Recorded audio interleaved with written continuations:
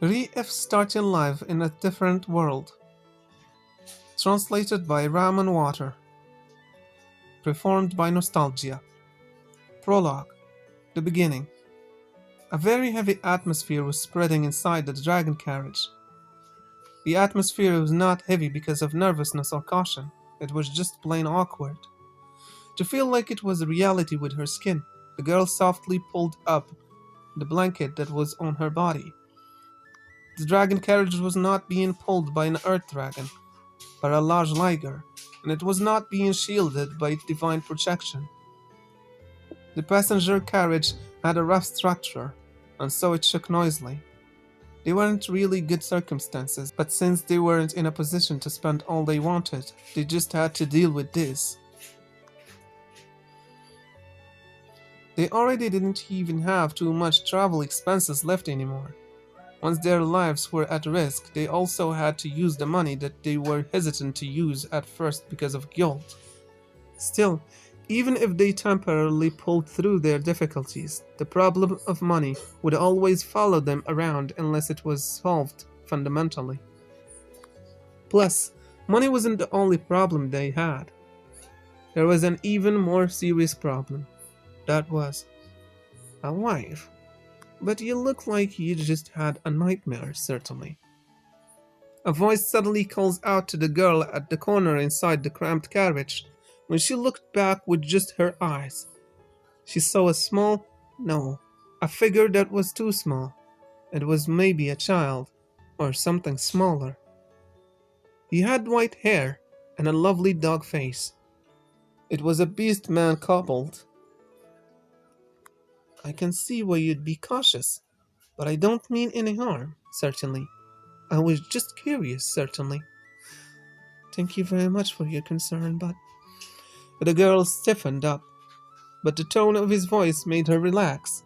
He probably just had good intentions. However, the girl's heart wasn't strong enough to allow herself to be spoiled by his good intentions. If she wasn't tense, she'd become more and more corrupted. That was terrifying. You're practically glass, certainly. Like glass?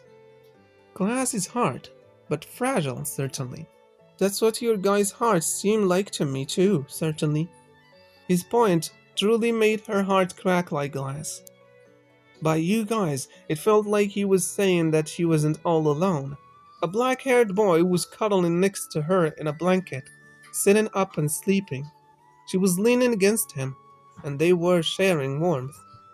And so, this boy was the true reason why there was a heavy atmosphere in the carriage. I'm sorry. I'm so weak. Everything's my... Every now and then, feelings of shame leaked from the lips of the boy having a nightmare.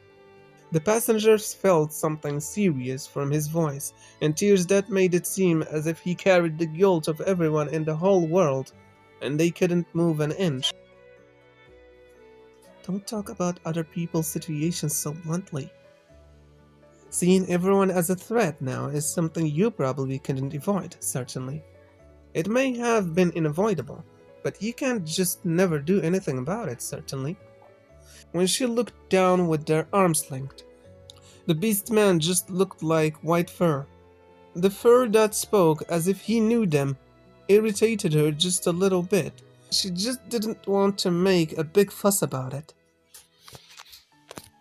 Seeing her conflicted like that, the beast man gets a hat that he'd been hiding, and he took something out of it, and then, when he smoothly put his hand straight in there, take this and go to Banan Town. A friend of mine will help you out, certainly. Why are you doing this?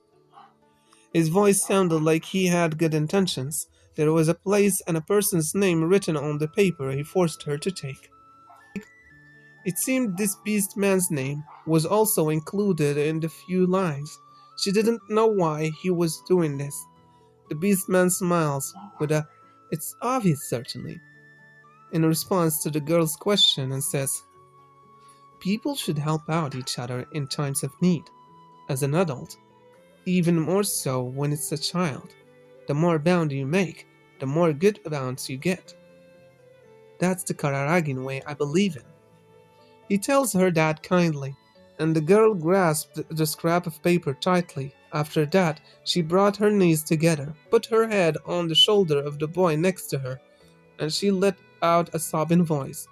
The beast man stares at the girl and the boy with kind eyes, and he patted their heads. That was all for this video. Please like and subscribe.